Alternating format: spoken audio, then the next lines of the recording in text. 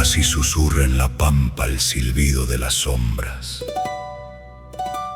Se arrastra y azota enroscando en el aire su aliento. Abrazado a la piedra arcaica, alzando en su puño las arenas, el viento sopla su corno en llamas.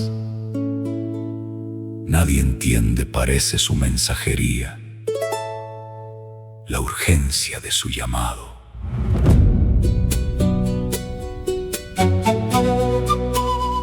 Este hombre, como muchos antiguos, se dio en capturar los sonidos en sus labios resecos por la pampa y rejuvenecidos por el vino lacre del ritual.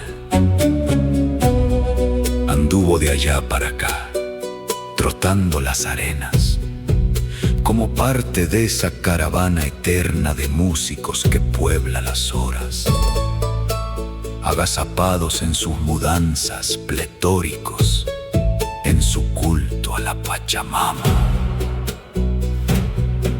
Su carrera de encantador de sonidos comenzó hace 40 años en el Liceo de Hombres de Antofagasta. Funda con los hermanos Márquez el grupo Illapú, luego los Hachas y los Icus de Aucanquilcha, hasta su agrupación actual, Ecos Andinos. Formaciones de jóvenes vigorosos, cuadrillas de promeseros bajo el sol del norte chileno, acólitos de la hermandad de la costa, donde esgrime su espada de furias y ternuras el grande poeta de Chile, Andrés Sabela. Fernando Chepo Sepúlveda es autor de un centenar de obras y 40 discos de folclore andino, música popular y temas religiosos. Ha sido acompañado por un sinnúmero de destacados músicos y artistas, donde se cuentan el maestro Valentín Trujillo, Antonio Restucci, Jorge Cofré, Fredito Realba, Bernardo Contreras, Guillermo Rusle, Penelli Lemus, Los Pirquineros, Horacio Saavedra, Tito Astete y César Garnica, entre muchos otros. Hombre de acciones más que palabras, suele guiarnos por los escondrijos y vericuetos de una cultura en cierto modo oculta al ojo profano. En mitad de la ceremonia, en su casa de puertas abiertas, se pone de pie y pone en nuestras manos una diminuta zampoña que, vaticina, encierra el norte en sus cañas. Y debe ser así. Si lo dice este oficiante que cabeza gacha sigue la misa, soplando y tocando de vez en vez ocarinas, quenas, lacas, quenachos, lichihuayos, moceños, pututusudus, anatas, pinquillos, arcas y yembe, con esa solidaria comparsa del coro Salar del Carmen.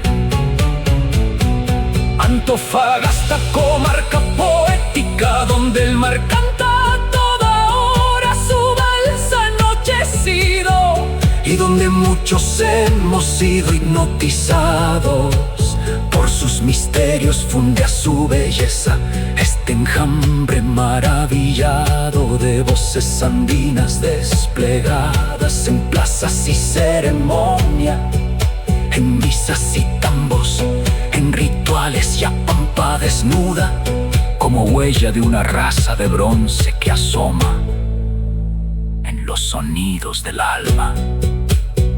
Mientras escribo, escucho a Sepúlveda en su danza el licancabur, que desgrana su miel pausada, el tren a Olllague y su murmullo de sales, el despertar del lago Chungara y la parsimonia del flamenco que hurga en la playa, el trueno rondador de Aucanquilcha y la impresionante gama de sonidos del Valle de la Luna. podemos afirmar que estamos ante un trabajo que se fue gestando en el tiempo, con talento, paciencia y los ojos bien abiertos.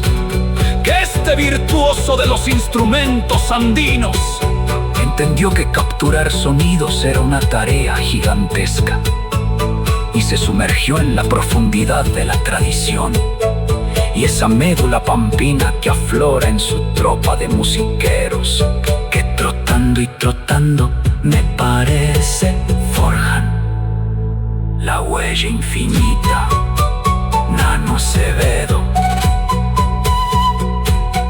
02, julio 2006.